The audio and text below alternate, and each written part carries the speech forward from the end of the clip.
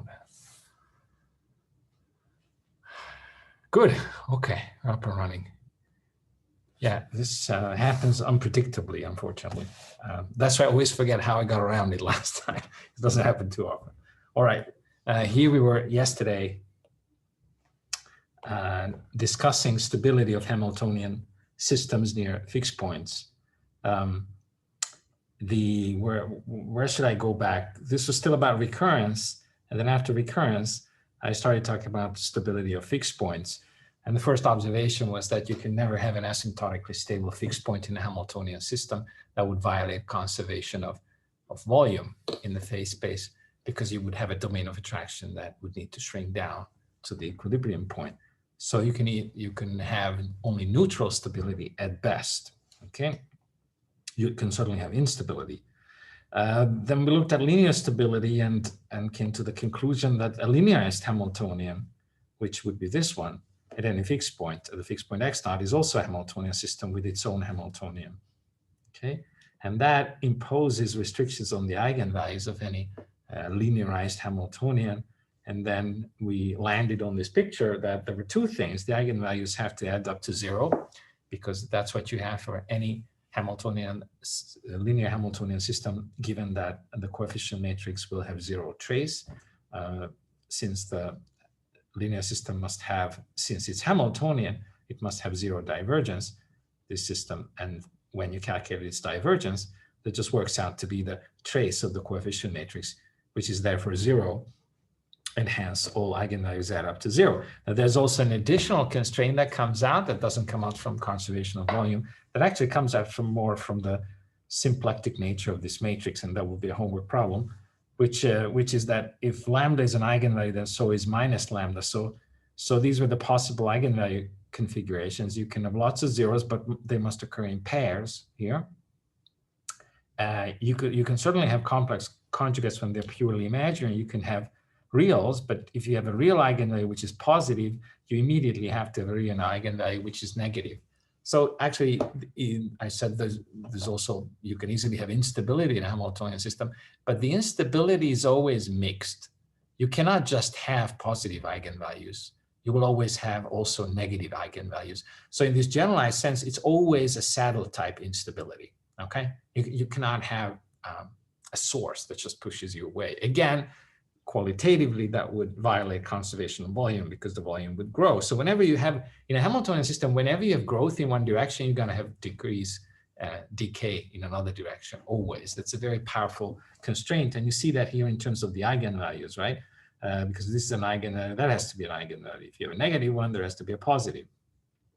And finally, you can have complex eigenvalues with non-trivial real and non-trivial imaginary parts. And just having one immediately implies having 4, because you obviously have to have the complex conjugate. That's just the fundamental theorem of algebra, that any polynomial has nth order polynomial, the characteristic equation has n roots. And when you then think through what that implies, you have a complex root, your complex conjugate must also be a root, right?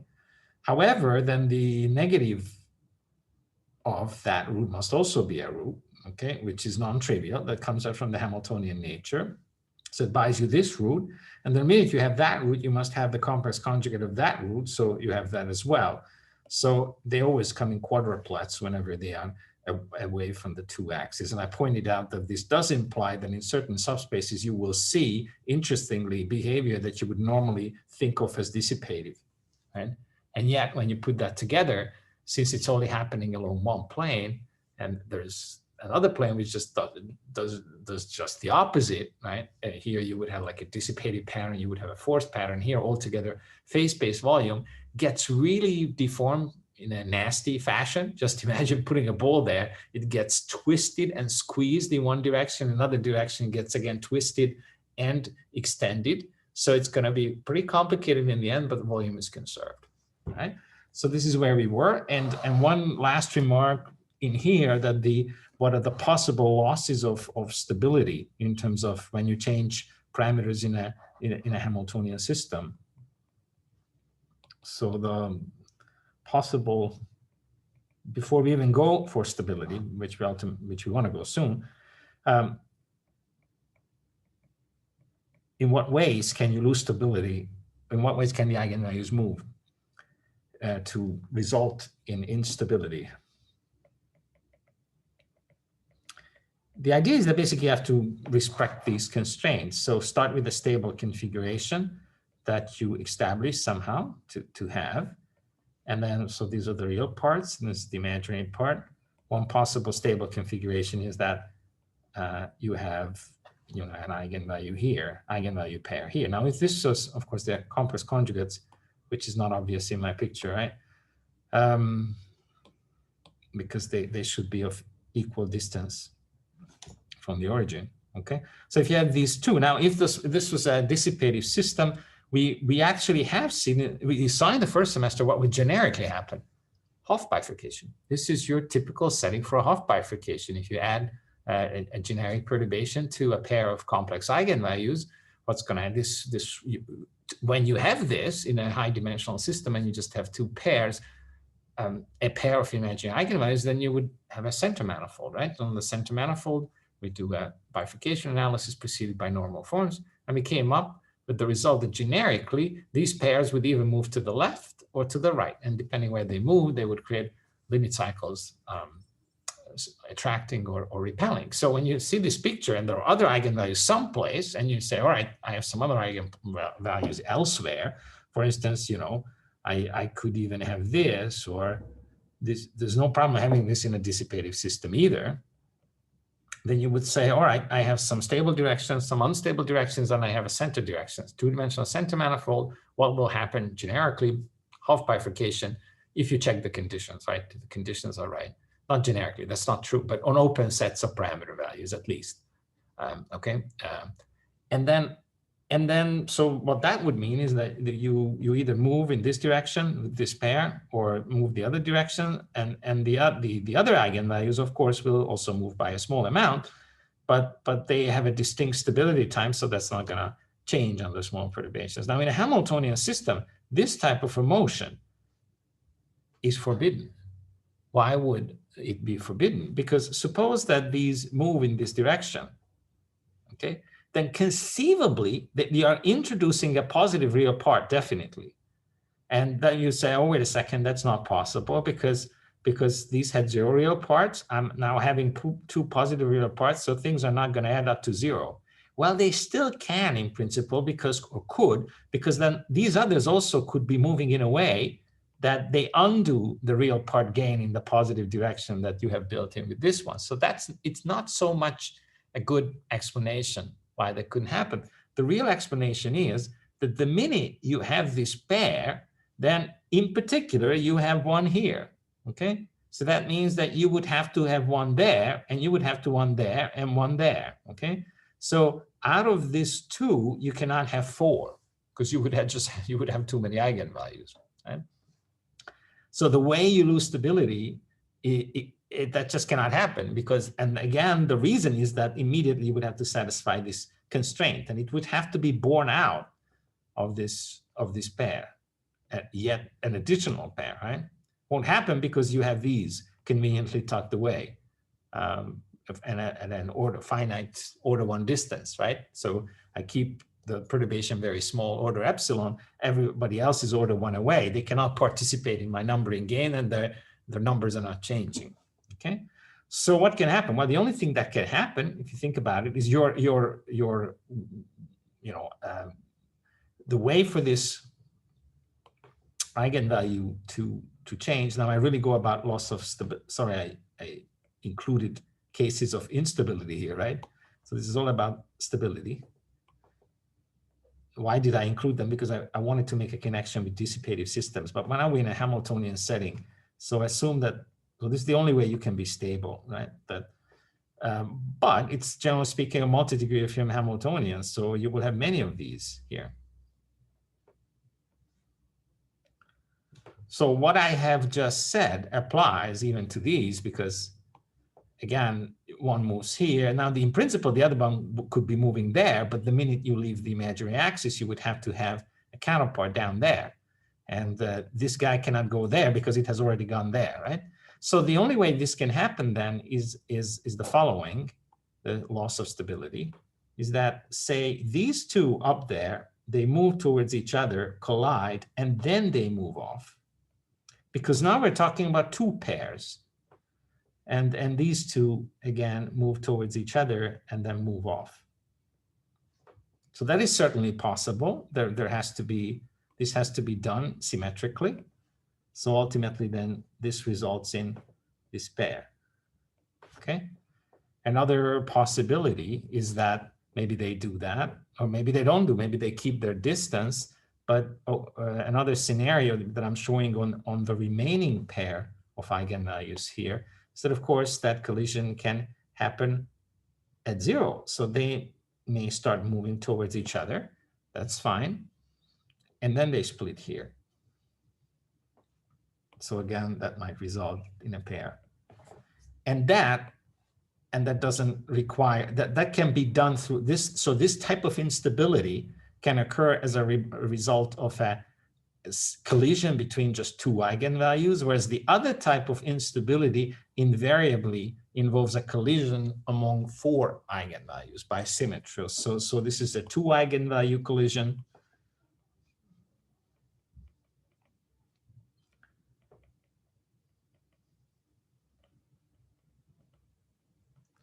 Whereas this one is a 4 eigenvalue collision.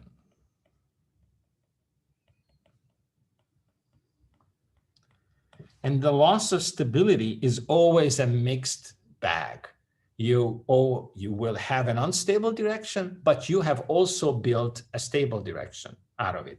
And that is all the case because of these symmetry conditions. So there will always be something to the right as well. There will be always subspaces that you have just built out of nowhere, on which you have nice within that asymptotic stability. But stability for the full system is not the same as stability in one of these subspaces. If you find a subspace, just one, in which a linear system is unstable, then the full system is unstable, okay?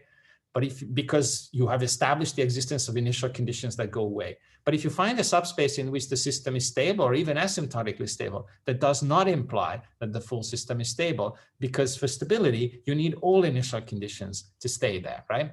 So there's a sort of an asymmetry between establishing stability and stability. For instability, limited information is enough. For stability, you need all the information there is to establish that. Okay, so this is so much about linear stability, which in principle we can analyze, right? We get to the linearized Hamiltonian system. We have established these constraints, but ultimately, when you just do linear stability analysis, you will have to get your hands dirty and calculate the eigenvalues. That's what you would do normally for the analysis of a dynamical system. Now, actually, here there is a shortcut, it turns out, but also we actually so you can do it either way, or you can do it in the following way, which already actually establishes not just linear stability, but nonlinear stability. So let's talk about nonlinear stability a bit.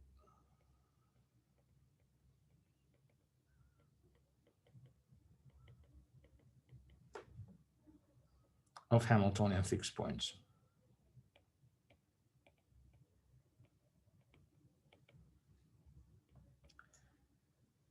And once again, the world tends to be dissipative, at least on the scales that we most often move in. So exceptions are incredibly small scales at the atomic level simulations. When you drive those tend to be, again, Hamiltonian. Or when you simulate the solar system, again, those tend to be Hamiltonian. Even in structural vibrations, believe it or not, which we're talking about engineering structures, damping is so small, and people often don't quite know how to model it. It's very convenient to put in viscous damping there, but in reality, it's more of a placeholder for damping. A real metal is not damped in a viscous fashion. It's just an approximation. So very often people just leave it out, okay? And they focus on the part of the system which doesn't have damping in it. So all these large finite element simulations very often are done without damping. And with geometric nonlinearities, which also means that all the forces are potential forces. So people are simulating, in effect, Hamiltonian systems when they try to understand the oscillations of a plate or a wing and so on, right? So it's actually more important than one would think in when it comes to modeling. So it's important to be aware of what to expect from these systems. So what is the framework that I want to look at? I still want to look at Hamiltonian systems that are autonomous. But other than that, completely general. And my fundamental assumption is that the Hamiltonian has a critical point at point x naught. So x naught is a fixed point. Okay. Remember, that's a convenient thing that I don't have to write out 2n equations of motion and work with those, but I can frame the fixed point problem as a critical point problem for the scalar function, the Hamiltonian. Okay, and I will assume that I'm in the case that the coefficient matrix of the linearized Hamiltonian, which remember is this one, has purely imaginary eigenvalues.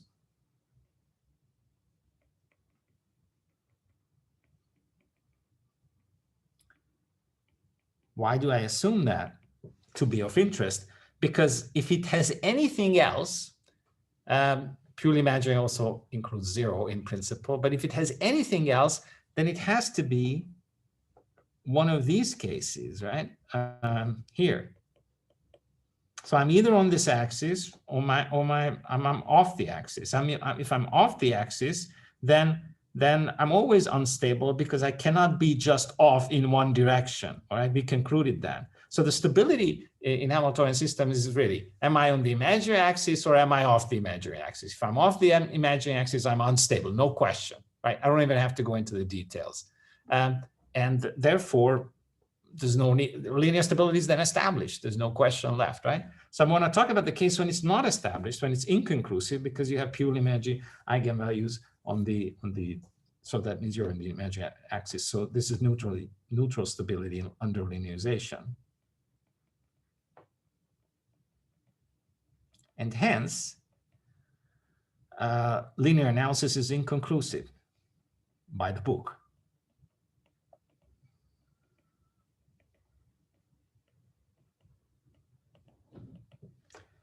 So I want to recall, and this is where the Hamiltonian nature helps. We are in this setting, the autonomous setting, so we have a conservation law, which is the conservation of energy. It doesn't have to be the mechanical energy. It's always the Hamiltonian, however. So that means if you differentiate the Hamiltonian along orbits of this system, that it's always identically 0, right? So H is a first integral, as we described earlier. So that's one thing. And we also know that I'm collecting the facts for something, is that that point that I'm looking at, the fixed point, is a critical point for H. So what was our method?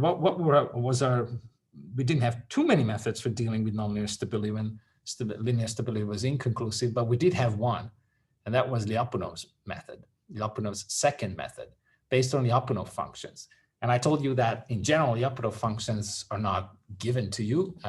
You typically have to have intuition or some experience in building them.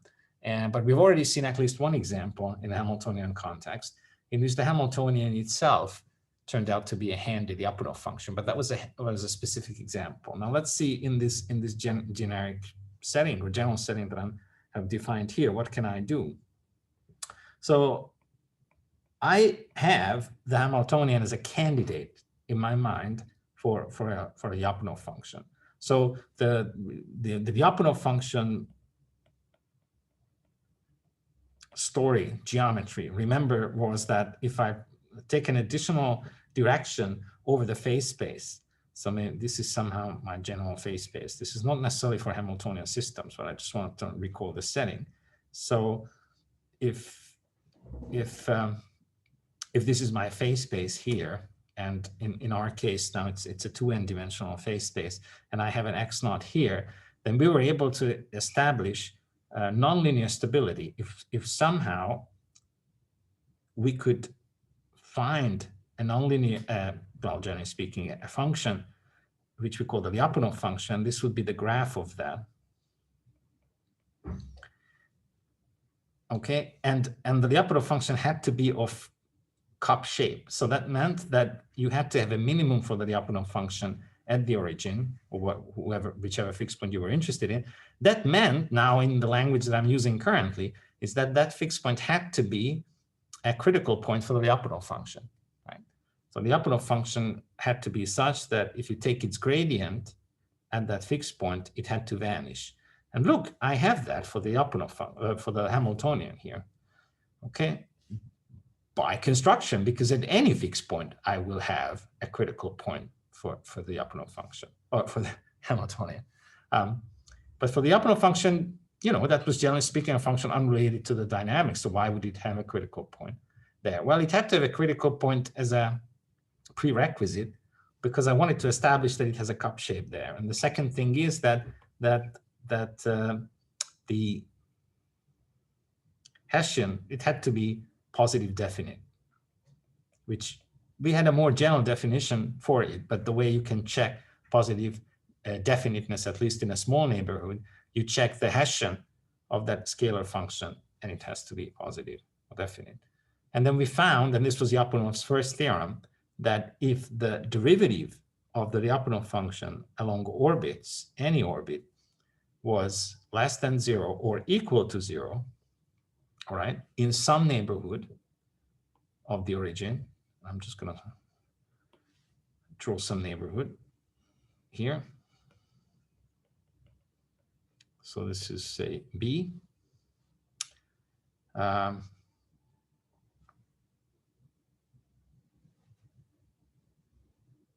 need a different color, which I think was red.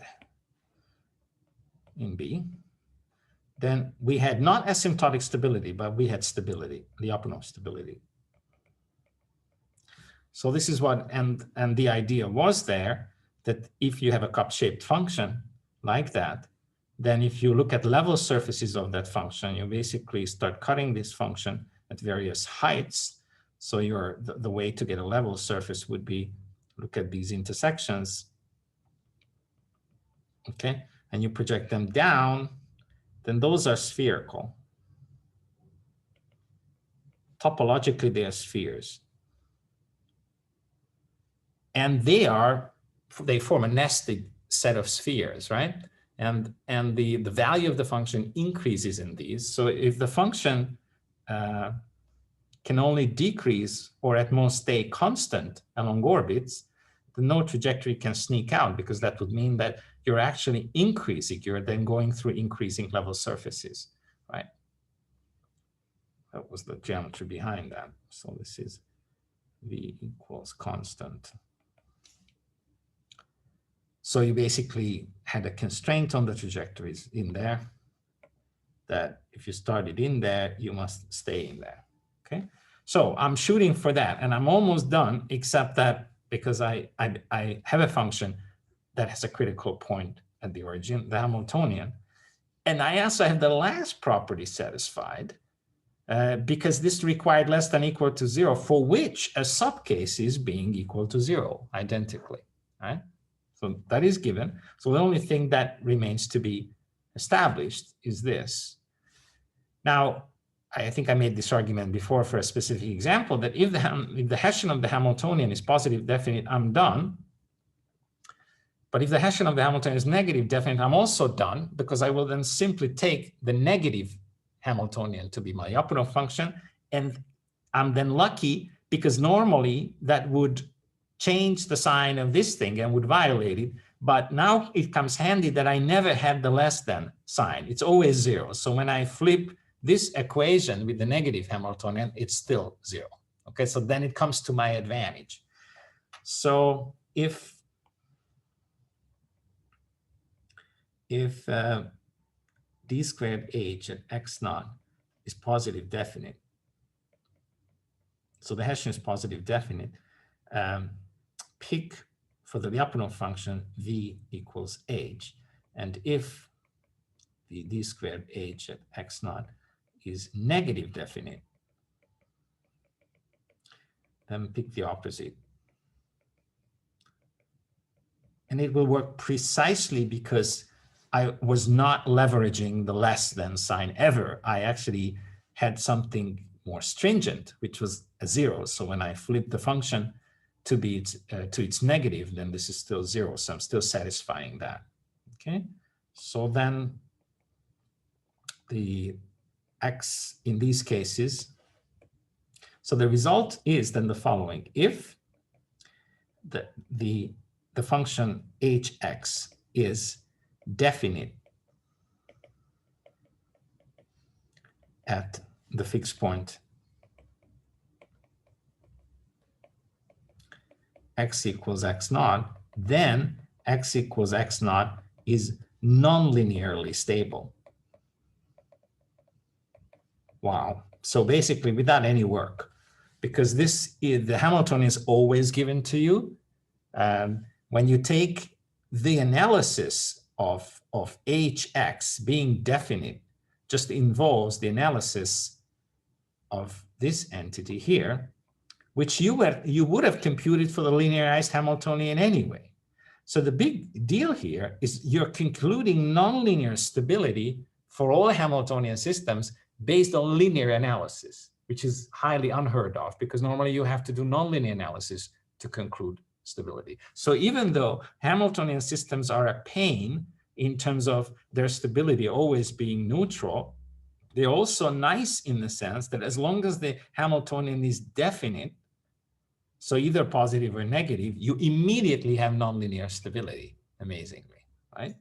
So that's a big plus. But it has to be definite. So that enables conclusions without basically calculation, or you will have expectations immediately. So again, you may just have a very sketchy idea of a system. I think this was what perhaps I could have been more innovative in the notes, but I want to follow the notes. So you can have a pendulum system which is nonlinear, obviously, because each pendulum is nonlinear, and you can have many of these. I just had, I think, 3. Okay, and I do mean that this can even be curved crooked like that, right? It doesn't have to be. That can be pretty general, and I can divert from the ideal pendulum in many different ways, some of which is intentional in my figures, the others are not. And I can just couple this, say, into some other, say, a motion of, I can have a point mass, or a little, not point mass, but a little sphere, which is, say, displaced from its position. And I measure that by, say, Q4. So I can have all sorts of coordinates. These entities might be connected by completely general nonlinear springs about which I don't know much. So I can have very serious nonlinearities here, and I know very little about the system. But one thing I know is that both the kinetic energy and the potential energy, which in this case add up to the Hamiltonian, have minima here, right? Because if these are unstretched, so the springs unstretched at Qi equals 0. And this, the last bit is also like an unstretched string when it returns here, meaning that the potential energy has, for that particular member of the chain, has a minimum there as well. So it's like an unstretched spring. So I don't have to assume anything else. Both of these have minima there, both the potential energy, certainly the kinetic energy, because when I'm not moving, then that's the least kinetic energy I can have. So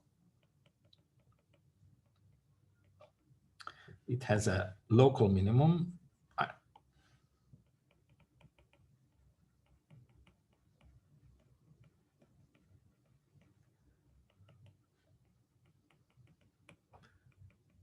So in the phase space, the equilibrium point, of course, will have momenta as well.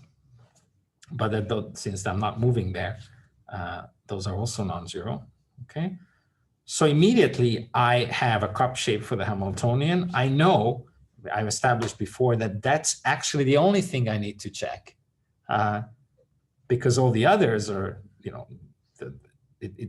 I checked all the other requirements for the Hamiltonian. So this is really the only thing I need to check. So this is definite. So therefore, I'm done. So fixed point is nonlinearly stable.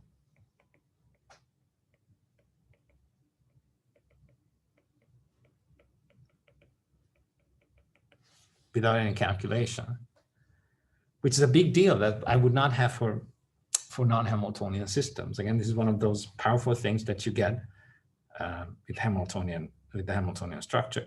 This, of course, brings up the question that, oh, but aren't all mechanical systems like this? All mechanical systems are basically of interest, are oscillators and perhaps linear, nonlinear, and pendula. So can I always conclude this? Or so am I just basically making a bigger deal out of this than I should, because with being sort of pedantic, you have to check the definiteness and not. But it turns out that that's actually not the case. So the next example would be, which first I just give you a sort of without the physics.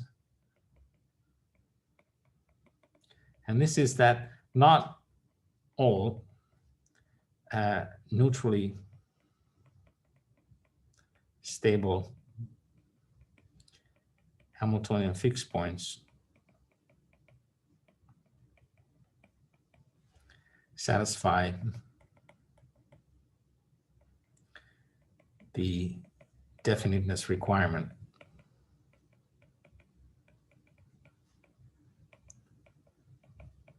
And that fact, in fact, has generated a lot of activity in Hamiltonian systems. I would say, you know, it has kept people entertained for decades, just that fact.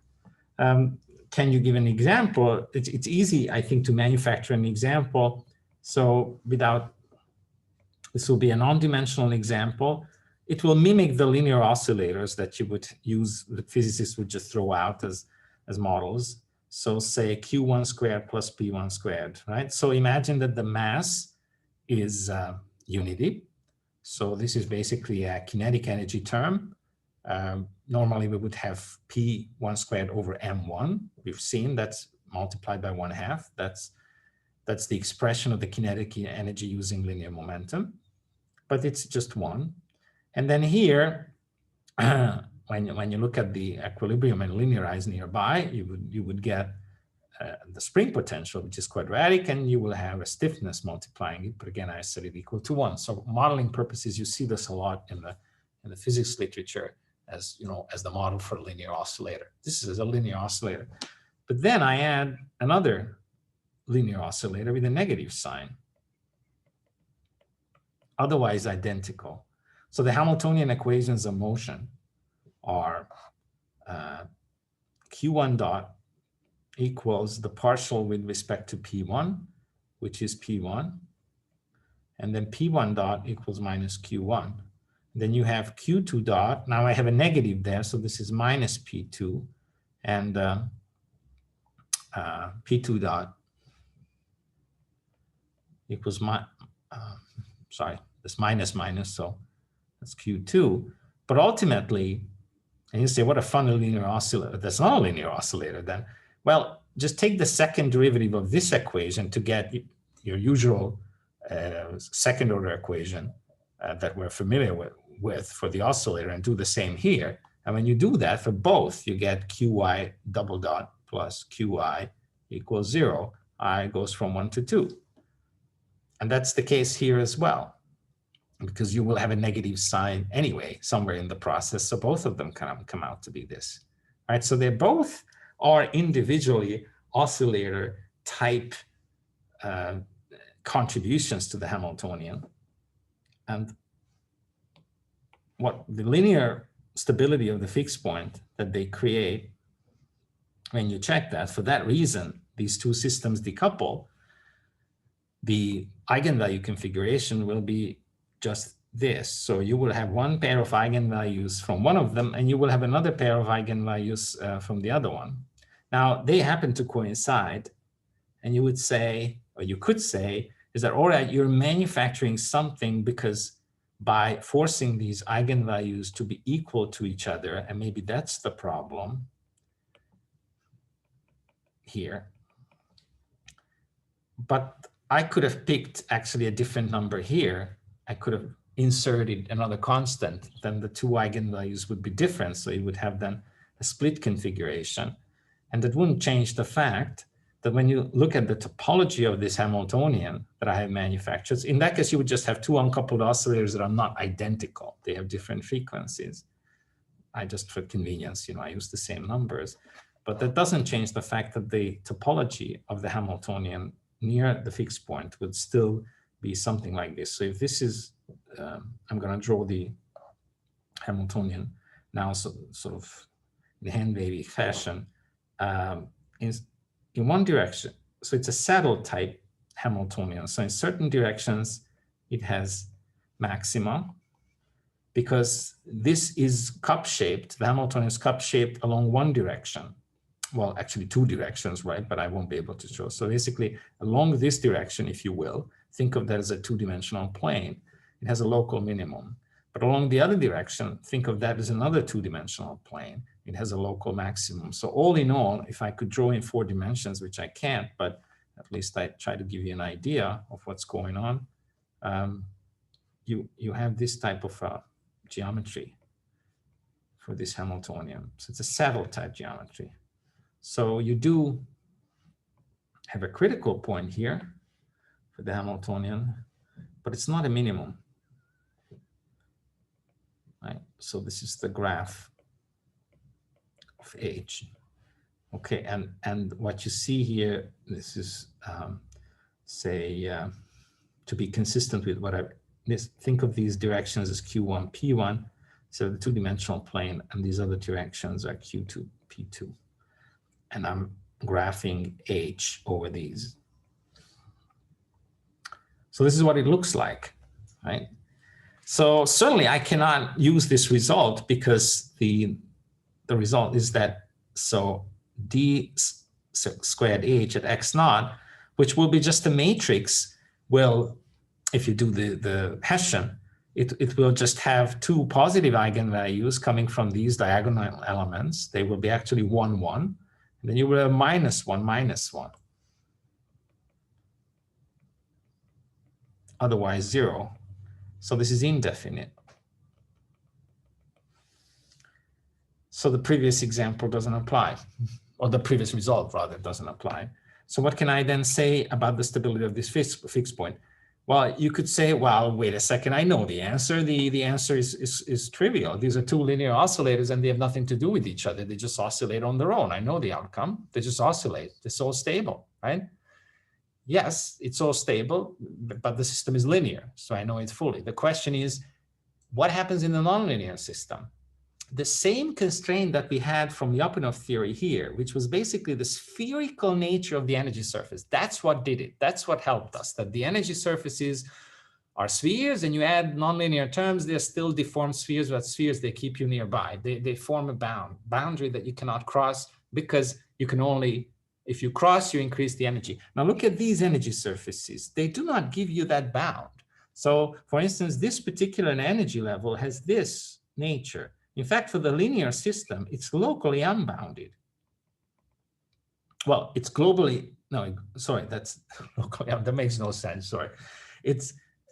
Something is unbounded, it's only globally. So what I want to say is that from a local analysis, you get an energy surface which is already unbounded. You could keep going. Now in the nonlinear system, that might become, clipped off, and you might become, then when you're far away, you might turn back, but certainly it doesn't have the geometry that would keep you nearby, right?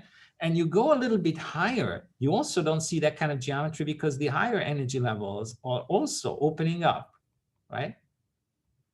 And the lower energy levels, just if you look at the topology of them based on this analysis, are also opening up. So when you look at it that way, you could say, well, I'm extremely lucky to have a linear system, which I know anyway. And from this analysis, I see that this system happens to be oscillating somewhere here, but against all odds, because there's no natural barrier that would keep it there. So when I add the nonlinear terms, I can easily imagine just wandering away, right? There's no natural topological barrier that would keep me there. There's no sphere, right? And this is a real concern, and it actually can happen. So that's why people have looked at this in detail. So the consequence is that under nonlinearities,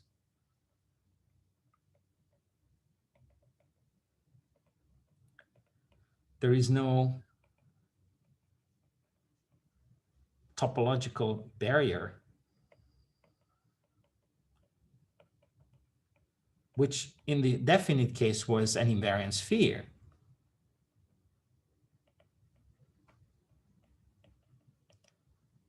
Two instabilities.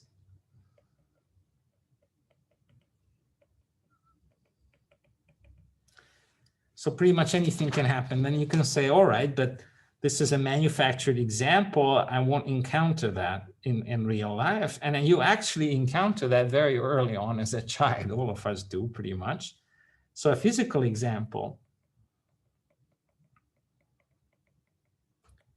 is something we tend to play with, or even if we don't, we certainly know about it. It's what, you know, it's a gyroscope or a Tippe-Top, which, remember what it is basically Euler's top. We also, you know, talk about this in mechanics a lot in the context of gyroscopes. But in mechanics, we spend a lot of time on, you know, deriving the equations of motion, Euler's angles, and basically giving you tools to derive appropriate equations of motions for gyroscopes. And we talk about the, you know, the way they are funny because they're incredibly robust and you can use them in navigation and all that. But it also turns out that so this is spinning. So remember that what you do is that you basically often you pump it up. Either way, you give high enough initial velocity to this thing. If you don't give high enough initial velocity, and you let it spin, in principle, angular momentum is still conserved about this axis, but you will find that it falls down.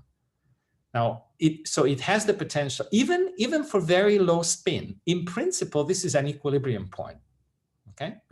We all agree on that, just from the symmetry, and yet it falls down. Why is that? Because this equilibrium point, when you view it as a relative equilibrium point, meaning you factor out the rotation and you're really just fixated on this one, in mechanics, the procedure is called factoring out the cyclic coordinates. Then in that reduced system, this is an equilibrium point that is unstable under linearization. You can check it and it will be unstable. But it's the unstable equilibrium point of a Hamiltonian reduced system. And when you spin up, you increase the angular momentum further, then at some point there will be a bifurcation, and that unstable equilibrium point becomes linearly stable, but only linearly stable. Okay, and then you will say, wow, this gyroscope is actually, you know, all of a sudden it doesn't fall down. It might be moving around, but look how incredibly stable it is. I can push it and it still comes back. That's why it's great for navigation. However, we also know that ultimately it will fall down unless you pump it up again, which means that you're changing its Hamiltonian nature because you're pumping up energy into it, right?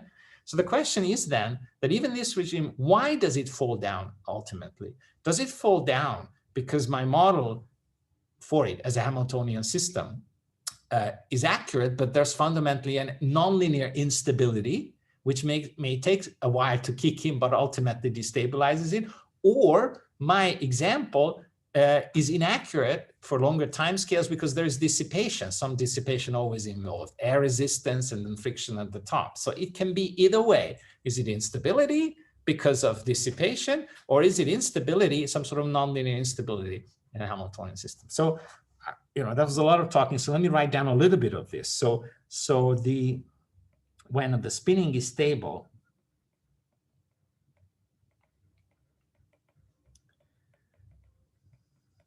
the stable spinning is in fact what we call a relative equilibrium.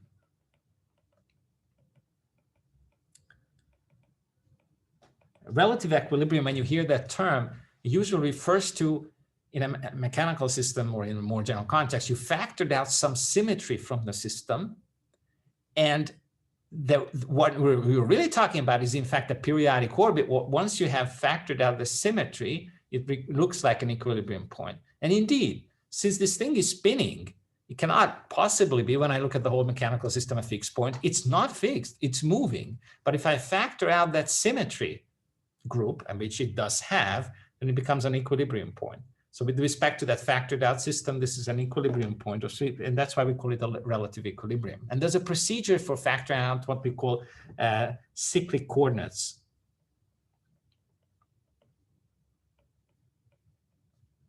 We teach that in higher level mechanics. Well, maybe we don't teach that anymore, but it's called Routh reduction. You basically eliminate cyclic variables.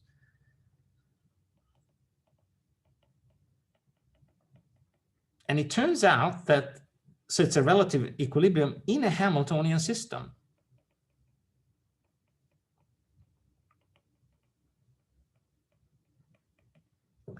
So the remaining system, once you have factored out the symmetry group, will be a Hamiltonian system. Now, it has to be at least linearly stable when I play with it and functions, right? Because if it was linearly unstable, then I would have I would see it fall down pretty much. So it's this is stable at least under linearization.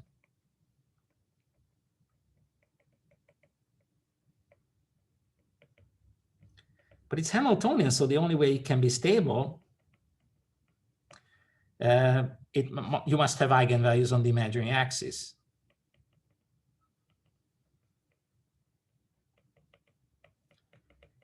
Okay, but is the Hamiltonian, which is still the physical Hamiltonian with this spinning factored out, does it have a minimum there? Let's try to imagine.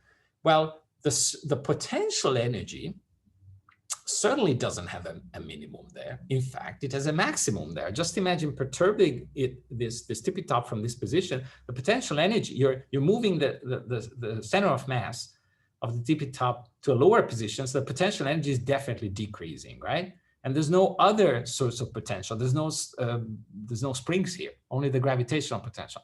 So the potential energy has a maximum there.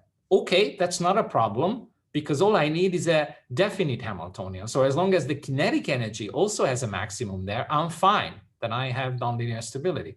Does the kinetic energy have a maximum there? No way. I mean, these degrees of freedom that I'm showing here are inactive right now. So the kinetic energy content associated with this angle, for instance, here is 0. It's all in the spinning right now. I can add to that just by actually kicking it in this direction, okay? And if I do it by not taking away too much from here, I can give actually just small displacement in this position and no torque. So I'm not bothering the kinetic energy or the momentum is conserved here, but I give a very strong pushback. So all of a sudden I'm given a huge kinetic energy. So the kinetic energy, in fact, if you think about it, has a minimum there, right? Because as far as the remaining coordinates, sometimes called positional coordinates or essential coordinates, the non-cyclic ones, the kinetic energy is actually at its minimum right now. So, but H has a saddle type critical point there. So basically V, the potential energy, has a maximum, and T has a minimum.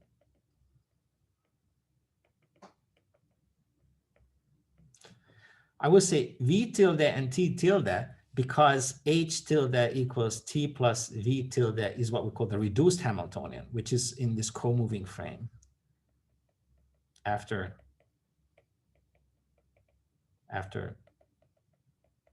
this reduction. So you do have that, right? So, and therefore here you go, here's a physical example. And again, the question presents itself, when it falls down, is it because there is an interesting mechanism for a nonlinear instability, okay? Or is it ultimately dissipation that falls down? Even then, let's just think about it. Our intuition for dissipation is that dissipation, if you have a neutrally stable system, you add dissipation, what are you gonna do? Oh, you're gonna make it even asymptotically stable, right? Why not? Because dissipation takes away energy and things tend to be at energy minima, right? So therefore it should only help, right? This is what we do in controllers as well, that basically we do the feedback is always in the opposite direction, so just in a hand waving level. So our intuition in your neutrally stable system, damping asymptotically stable. That's not the case here. Why? Well, just look at the energy landscape. The energy landscape doesn't react the usual way to dissipation, because, for instance, this is the energy surface associated with that spinning tippy-top, okay? So that means that these are the nearby motions that are also consistent with the same energy, right? They could, for all you know, this motion could evolve to them, all right? Now start taking away some energy. What will you be doing? When you take away energy, that means that the motion will continue on a lower energy surface if your energy, leakage is episodic. So suppose it takes place just in a second, then it places you in a nearby lower energy surface. Then you keep losing energy, even lower energy surface. And look what happens. You're moving away from this point. So this phenomenon is very interesting. It's called dissipation-induced instability. It can only happen in these cases when the Hamiltonian is not definite, but rather has a saddle point. So dissipation can certainly destabilize.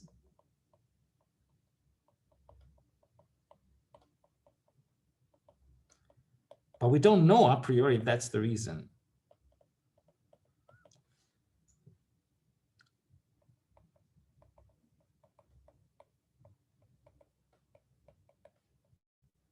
See these types of fixed points. And this is a linear phenomenon.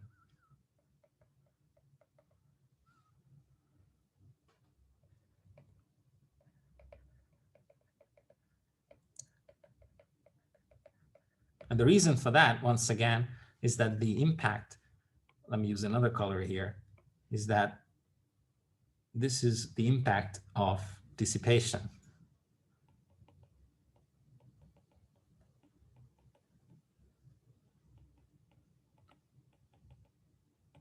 Moving you to lower energy surfaces that are actually further away when you started from. So this is an interesting subject by itself. It's called dissipation-induced instabilities. For a while, this was also very closely studied.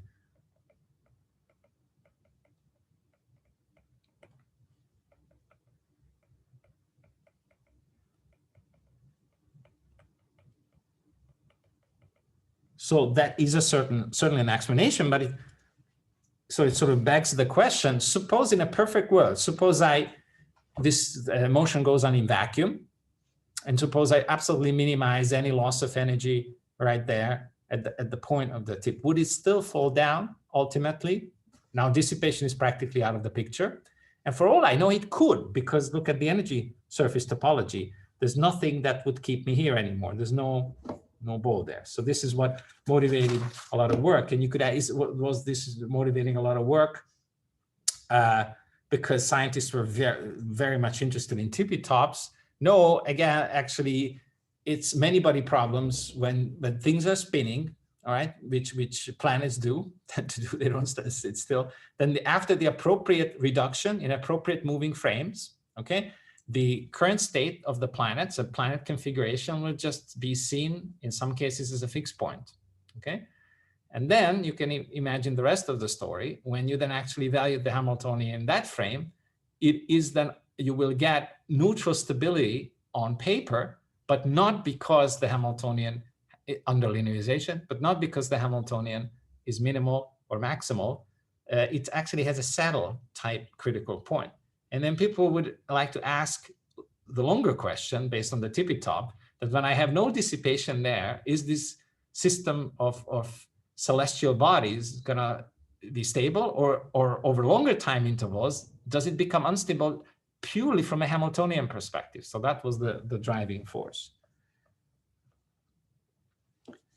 Any questions on this so far?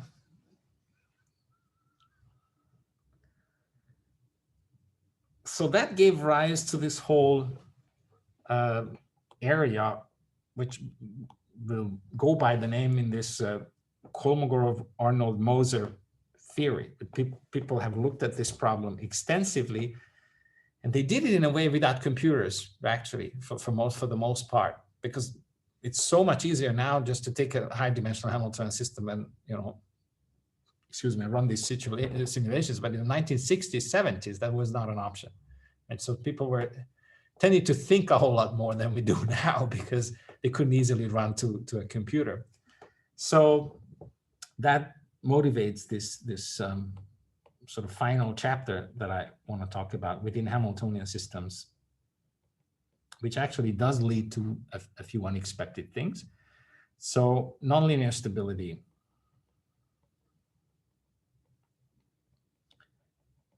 Of Hamiltonian fixed points. And although discussion will be general, but I'm no longer going to assume that this entity, the Hessian, is not necessarily definite.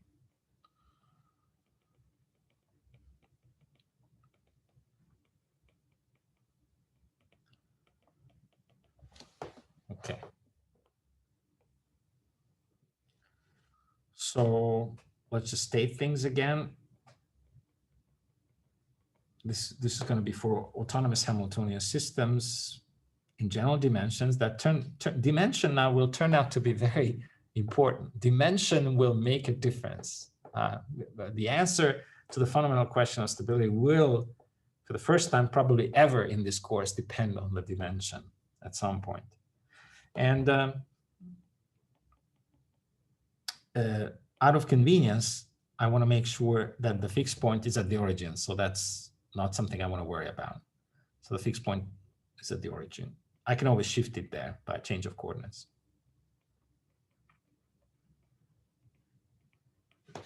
Okay. So what do I do? Well, first I need to establish some notation that I obtain from linearization. First I need to check what the linearized Hamiltonian does there. So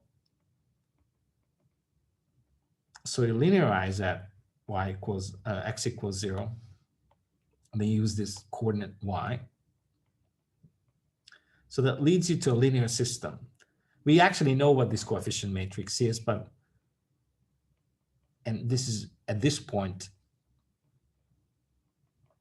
I can already decide which category I'm in if this is telling me I'm missing a j there. If this has a real eigenvalue, I'm done. It doesn't even matter what the sign of that eigenvalue is that I happen to find, because it will always have an opposite on the other side. So instability is guaranteed. So we're in the case of interest when this does not have any real eigenvalues.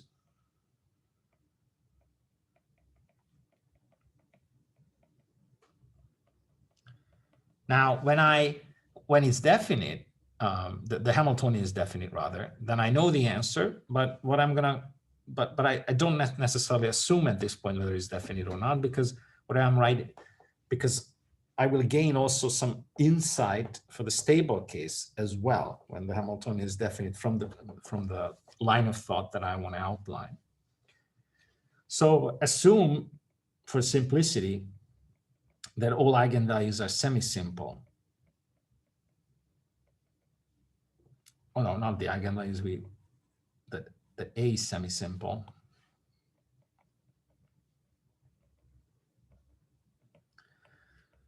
Remember, this terminology meant that I always, even if I have repeated eigenvalues, I always have enough eigenvectors. So what was our notation? The geometric multiplicity of any eigenvalue is the same as the algebraic multiplicity of the same eigenvalue for all 2n eigenvalues. The lambdas are complex in general. So that means that even if I have a repeated eigenvalue, I have no problem reaching the canonical Jordan form that I would have for purely imaginary eigenvalues. I don't have to have non-trivial blocks, but I can just assume that each and every block in the canonical normal form for the matrix, I can't diagonalize it in the real setting because I have complex eigenvalues, but I can have these little skew symmetric blocks in the real setting. I want to remain in the real setting. Okay, so then after change of coordinates, And not just some change of coordinates. There's an aspect here, whenever I change coordinates for a Hamiltonian system, I don't want to mess up the Hamiltonian structure. I'll explain that in a second, but I'll just say after a canonical change of coordinates or symplectic change of coordinates, and let me get into that in a second, just a particular change of coordinates that I need to apply when I analyze Hamiltonian systems.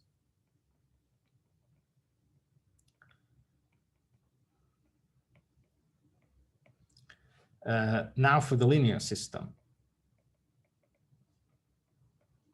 I will use the same variables y, I think, at the beginning, but I will, oh no, I just, you know what, I just indicate that I have changed coordinates. So this is now a tilde y, okay?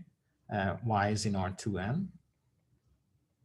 And a tilde now has this form of two-dimensional blocks, A1 up to AN, otherwise 0. And the AIs have just the individual imaginary parts. So this will be omega I.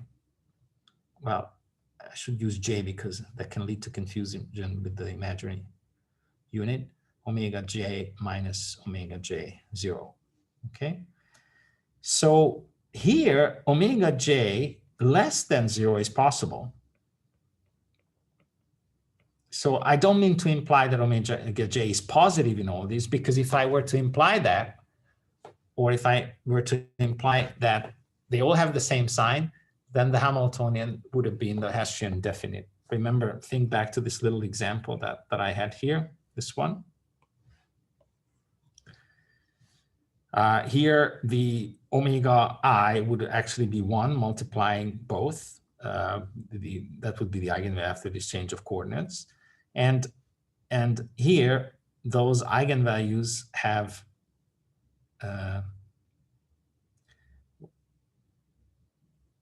the eigenvalues, yeah, you don't see their sign, right? Because there's one here, there's the other one, and there's here the other one. But when you do this diagonalization, they would come out to be different. So one would appear as 1 in this block, which you don't see here. This is not the diagonalization of the linear part. This is the Hessian of the Hamiltonian. But if I did this diagonalization here again for this example, then it would be 0, 1, minus 1, 0, okay? And the other block would be 0, minus 1, 1, 0. So the other way around. And we could say, well, isn't it up to me how I change coordinates? And I could just achieve that to be, I could change that, swap it, and I would be done. But not quite, because there's this bit about the canonical change of variables. So what's a canonical change of coordinates? The advantage of working with Hamiltonian systems is always, one of the big advantages is that there's the hope that whatever you do, you can perform in a scalar function rather than having to work with a large number of differential equations, right? Now, we like to change coordinates in dynamical systems to bring out features. If, however, you change coordinates for a general Hamiltonian system, unfortunately, if you just apply a general change of coordinates, even if it's a diffeomorphism, after the change of coordinates, the system will not be Hamiltonian. You destroy the Hamiltonian structure, which means that you can happily change the coordinates for the ODE, okay? And that's valid. You can perform any change on the differential equation that you want, but after the change of coordinates, it will not derive from the same Hamiltonian that you had, even though you performed the change of coordinates on the Hamiltonian, okay?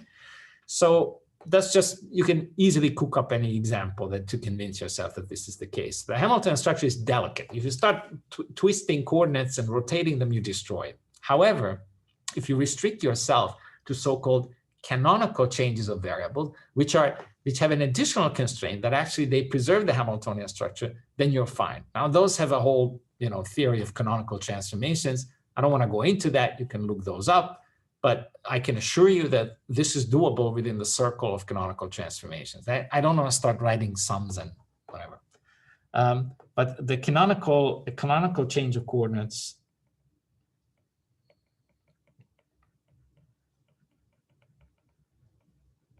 it's basically a diffeomorphism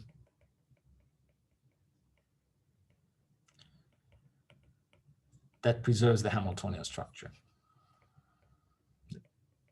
and the canonical Hamiltonian structure, because there are generalized Hamiltonian systems, but it's exactly the same structure.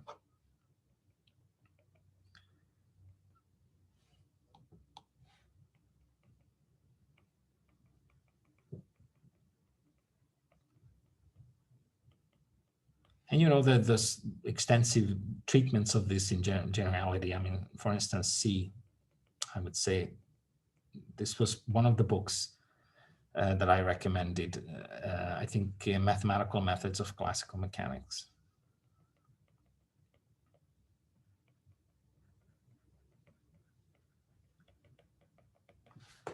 I got so much into these when I was a PhD student for some reason, but I mean, and it's good, you know, you learn a lot from these, but later on, I'm not going to go into details, but that's an additional constraint that you want to have on your transformation. The reason why I got into them, because they have a beautiful geometry. So the Hamiltonian systems have, you know, have their own nice geometry. You can, you know, you can view a general Hamiltonian system as a special vector field defined on a general manifold, right? And what are the coordinate changes in the manifold that preserves the particular Hamiltonian structure that enable you to just work with the Hamiltonian, which is basically defined on something called the cotangent bundle associated with them. Anyway, so there's beautiful geometry behind that, but this is doable with transformations that preserve the Hamiltonian structure. Okay, and then the geometry of the linearized system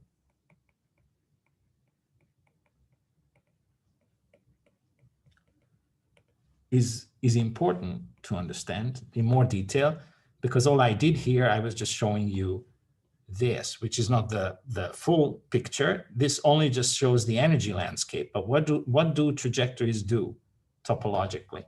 So if you write out the individual equations of motion, which here comes the important part, that I can just take this new system and it will be Hamiltonian. Well, for what I'm going to write out, actually, I don't need that yet. That's not that important. These are individual oscillator type linear systems that two-dimensional that decouple from each other. So their form is y1 dot equals omega 1 y2, and y2 dot equals minus omega 1 y1. This would be generated by the first block here, right? This is the coefficient matrix of the first block. So omega 1 will multiply y2, and minus omega 1 multiply y1. But all of them look this way. So dot, dot, dot, and in the end, I have y dot 2n minus 1 equals omega n y2n, and y2n dot equals minus omega n y2n minus 1. So have n of these little two-dimensional differential equations that are linear, have nothing to do with each other. Now we know that a linear differential equation, which is like this, defines a center type linear dynamics, right? If you've got that, just very quickly check the eigenvalues of this block matrix, which you don't have to, because this was in fact what we used to begin with, that all pairs of eigenvalues were purely imaginary, and all we did, we separated, basically, we straightened out the dynamics into subspaces that are orthogonal to each other in the new coordinate system, because generally speaking, to begin with, you could have, you know, a center in this plane and that plane, and now they are like this. So they're not coupled to each other. So we know anyway that these are little linear oscillators that do what? Well, they are center type fixed points. So let me draw circles here, because that's what they do. And they're not ellipses because these two numbers are equal. If they were different, then they would. So these are, in these coordinates, they're exact circles. Let me draw one more. All right. And I can just, with some luck, I can just copy this. All right. Copy and paste, literally, because it's the same type of dynamics here. So this would be y1, and that's y2, and that would be y2n minus 1 and y2n. Okay, so the trajectory is just individual linear oscillators do this. That's how they progress. So how do I get the big picture in the phase space? Well, I need to, the big picture is the direct product of these. So I need to take the topological product of these, put them together into a set, which is the Cartesian product of these sets. And in particular, if I initialize an initial condition here, that doesn't yet prescribe my full motion, because I will have to have initial conditions initialized here. They are also on circles in between. And these initial conditions are independent of each other. So they are just components of a general large initial condition vector. So when I initialize it, I place myself here on this circle. Here I place myself on that circle. And here in this degree of freedom, I place myself on this circle. So the minute I picked an initial condition, what will happen to that trajectory? That trajectory will move on that circle. So what is the set, the smallest topological set that will contain the trajectory that I can come up with in this now extended phase space? What is the topological product of n circles, which is an n-dimensional torus? So this here moves on S1. These are all on S1. And this is also in S1. And I need to cross these sets that individually contain those trajectories, and that's equal to, in our notation, Tn. So this is the standard n-dimensional torus.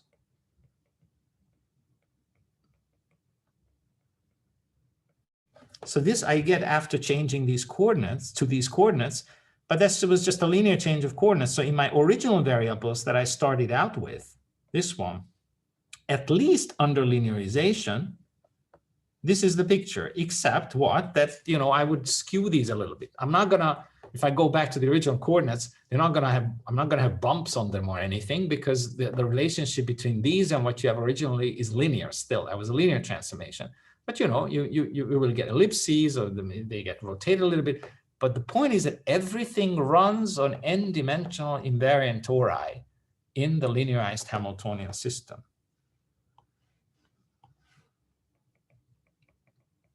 So all orbits of the original one, before I did anything, where's my linearized system? Here.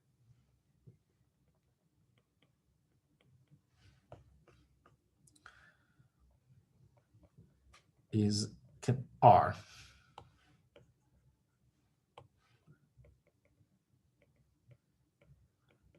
Confined to n-dimensional invariant tori.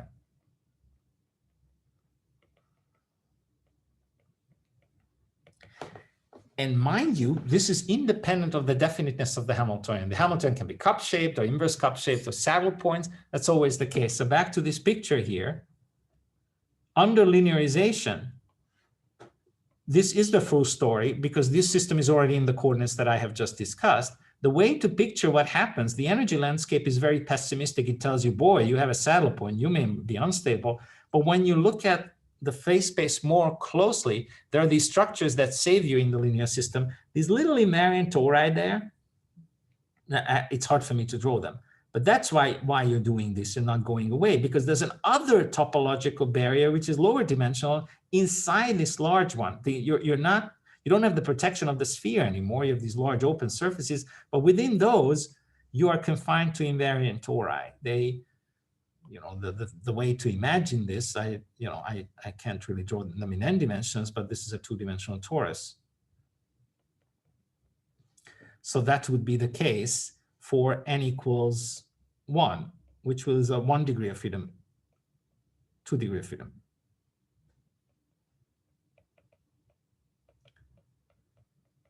For n equals 1, what would I get? Well, n equals 1, I would get the 1 torus, which is just an orbit by itself. So for n equals 1, T1 is just S1. So there's just a single orbit. So this is n equals 2. So that was the case. The trajectory is run on this then, whereas they run on this one. So this one essentially carries only one trajectory, but this can will carry a lot of trajectories because they're two-dimensional objects. So what is the dynamics on this one, or in general on this Tn? So the dynamics on Tn, there are fundamentally two different kinds of dynamics. One of them, which is you would have generically, is when these frequencies that you see here, n of them, have very little to do each other. And the expression for having very little to do each other from this point of view is being rationally independent. So the omega i's are rationally independent. So they behave like irrational numbers relative to each other, okay? Some of them will actually be rational numbers potentially, but the point is that if I take integer linear combinations of them in this vector, so I put them together in a vector omega 1, omega n, that's called the frequency vector.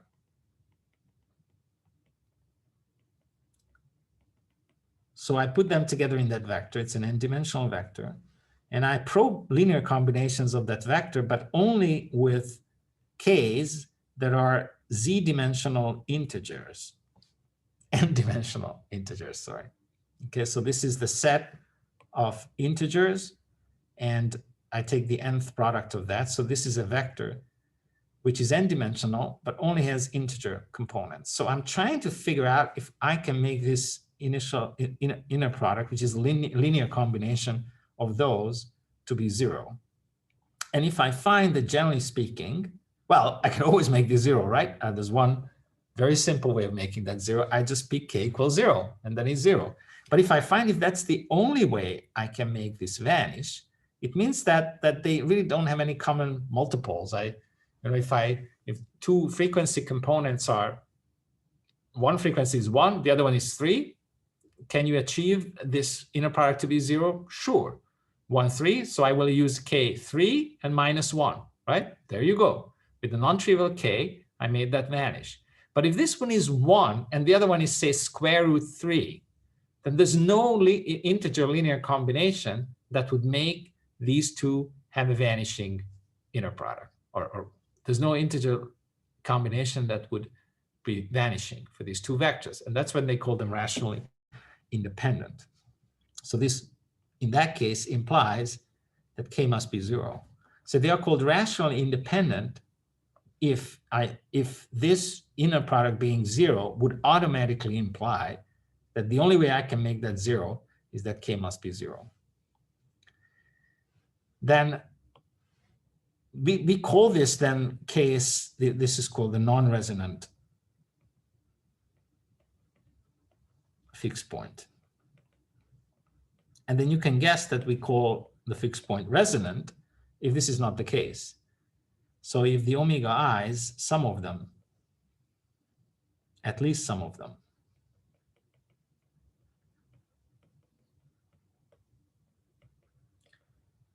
are rationally dependent. So what does that mean? It means that when I play around with this inner product, this can't hold for k non-zero. Okay? So examples of that, just so that you get a sense. The examples of that say when you have omega equals 1, omega 2 equals 2, and omega 3 is square root 3. So it's not, so if I were to play and create a rational relationship between those two, I would fail, and I couldn't find one between those either, okay? But I can certainly pick k's that knocks this guy out of the picture and makes these two vanish. So basically, if I pick k, say equals -2, 1, 0, right? Then it doesn't matter that square root 3 was rationally independent from the rest, as long as there's one rational relationship between the rest or among the rest, I'm finding a K like that. So this would probably call partial resonance.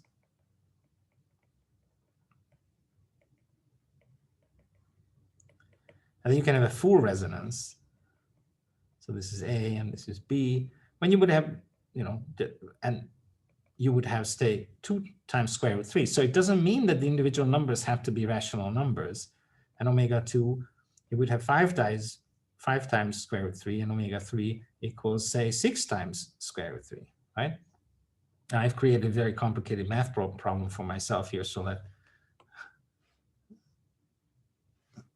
let's just make it like this: 2, 3,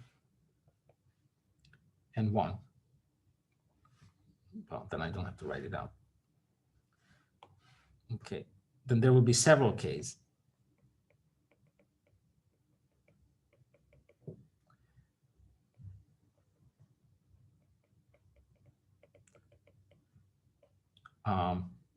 And even when I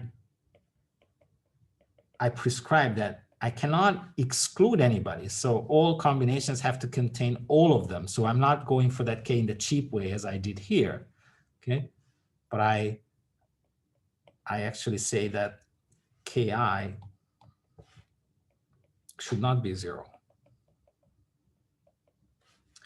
So from that perspective, it doesn't matter that these are irrational numbers themselves, but they have a rational relationship, right? Because 3 times this minus 2 times that is 0. Or I can take, 1 more times this minus 2 times that, and then subtract 1 times this, and that's 0 as well. And that would be the K qualifies here. Okay. So these are called.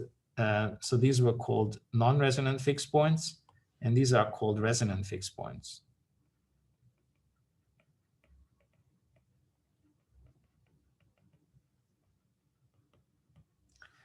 Now, the fundamental difference we're talking about the algebraic difference between the two, but what I'm describing is mostly topologically driven. What's the topological difference between 2 tori? Okay, in one of them, you have rationally independent dynamics, and on the other one, you have rational dependent dynamics. This turns out to be easier to answer for the first class, because the second class, as already the 2 examples show, can have more diversity. But the first class, there's no question there, is that when I look at the geometry of the first one, then I have an invariant torus, which sadly I can only draw in low dimensions, right? So when you have 2 frequencies, I can't draw even the 3 frequency case. But I know that there will be no common factor. No matter how many, what integers I use to multiply these together, I will not find common factors, common multipliers. So if you think about it more deeply, what that implies is that if you launch a trajectory on this torus, then it will start going around the torus, and it will never come back to the same initial conditions. So after one, round, it will have to miss that point, because if it came back to the same initial condition, it would mean that time that would have been a common period for both of those frequencies, right?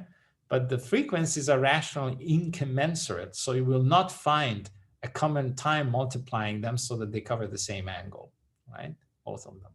So when you have rationally independent frequencies, then this will be basically a skewed line, so to speak. Sometimes people show it in this plane. They would say this is the evolution of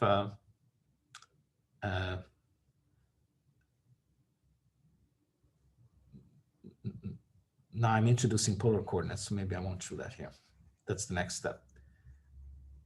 So all I wanted to say is that they don't have a common multiplier. So if you ever came back to the same point, that would imply a common period. So that means I just wait long enough, right? And each motion component involved would be periodic with that long enough period, right? So that is not possible when the corresponding frequencies have no rational relationship among them. So it will not happen. So it will just keep, winding around. And it's not hard to see that it becomes dense. So this is a dense winding.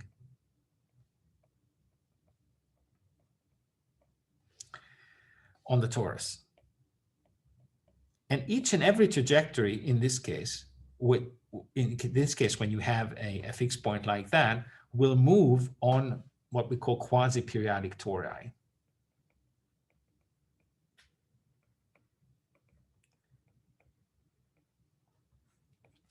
Now, sorry, this is getting a bit messy. How can I separate the two? I'll just pull this down like that. So when you have then rational dependent examples, all sorts of things can happen, but the easiest perhaps is not the first example to understand, because it's a mixture, but let's start with the last example. So these are irrational numbers themselves, but they will have a common multiple. And that least common multiple is 6 times square root 3, right? So that means that if I wait, there will be a period. The reason I have a hard time is because now this is about angles now, and I have not been working with ankles either, but angles.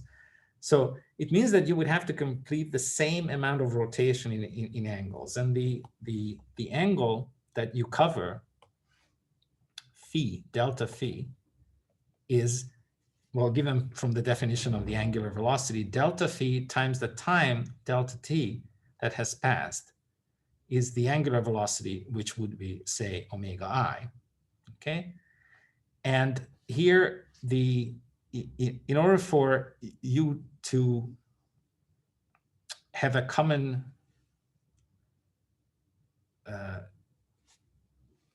I'll finish this now, I think next time. But basically, if you work through this, in order for you to have a closed orbit, you have to have a common period for all of these rotations, right? Because that means that after some time, you have come back to the same point. Maybe in some directions you've rotated twice, in other directions you've rotated 3 times, the other direction 6 times. But the point is that you waited long enough, you came back to the same point. All those orbits on the same tori have then the same dynamics. So in that case, on this torus, all orbits are closed.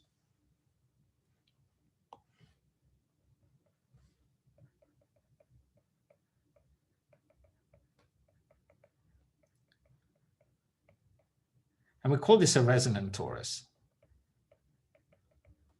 So the topological barrier that or constraint that the trajectories have is the same because they are confined to a torus. But whereas in the first case, they had a healthy way of filling the whole torus, each and every one of them densely, each and every one of them.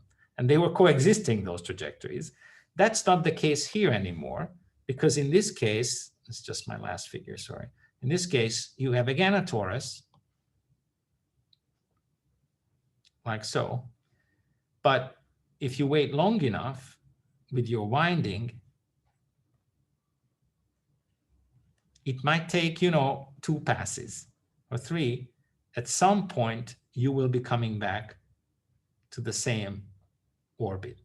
So that means that you will have a winding which is finite. It's a periodic orbit. So you will have then infinitely many periodic orbits on the same torus. This is called a resonant torus.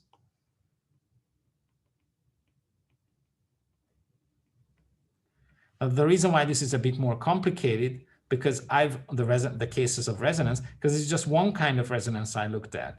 The other kinds of resonances don't necessarily involve all coordinates. So it turns out that then you have a hierarchy of behaviors.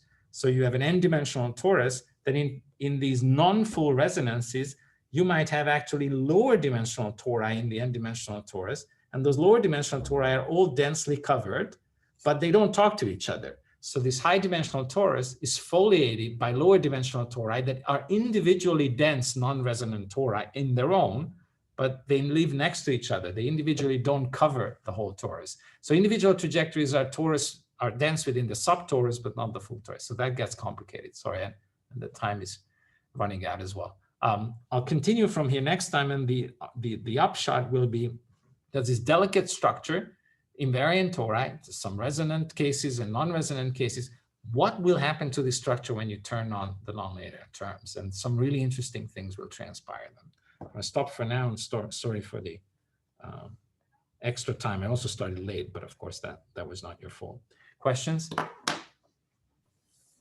Maybe just one on the Hamiltonians that can be switched with the sign to obtain a Lyapunov function. Right. I was just wondering if there's any physical meaning whether a Hamiltonian is good for a Lyapunov function in itself or switched, because I would imagine, like for holonomic mechanical systems, you would always have it with the normal sign, right?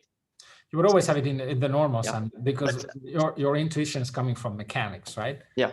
Which whereby the kinetic energy always points upwards. Yeah. And also the potential energy either points upwards, then we are fine, or it points downwards, and we know immediately that it's sort of an unstable situation. Like, say you have a double pendulum, right, in this upwards position, okay? Yeah. That the potential energy can only decrease and the kinetic energy can only increase. So there you go, you have a saddle, right? So you are right that in the sense that in a mechanical system, the only way you will have it definite is that it will have to be positive definite, okay? But there are other more abstract contexts in which you have a Hamiltonian system which doesn't come from mechanics. So there's I was just thinking, because maybe I miscalculated, but the Lotka-Volterra system had it negative definitely. Maybe. I hope I did it right in the homework. It's kind of. Yeah, that's a good example. So you can, in some cases, you can change signs and associate another Hamiltonian. Yes, that's, I don't remember that, but quite likely, yeah. So in a general setting, say a biological model, there's no constraint like that anymore. But that does not imply anything or does not mean anything in itself. It's just not that I would know. For the purposes of, no, actually, no, because in fact, you can always flip the Hamiltonian in any Hamiltonian system as long as it's non-autonomous to its opposite. And all that will do, it will produce the same trajectories, except that you will be moving around them in a different direction. Yeah. So that doesn't change the topology of the system. It only changes the direction of travel. Right? So even in a mechanical system, you could flip it over, and then you would get things like in backward time. So how the system would behave in backward time, if you wanted to know what the system's past was. This trick only works in autonomous Hamiltonian systems, obviously, but not in all non-autonomous. That's a different game. Thank you very much. You're welcome. Anybody else? Okay, then thanks for your attention. See you next week.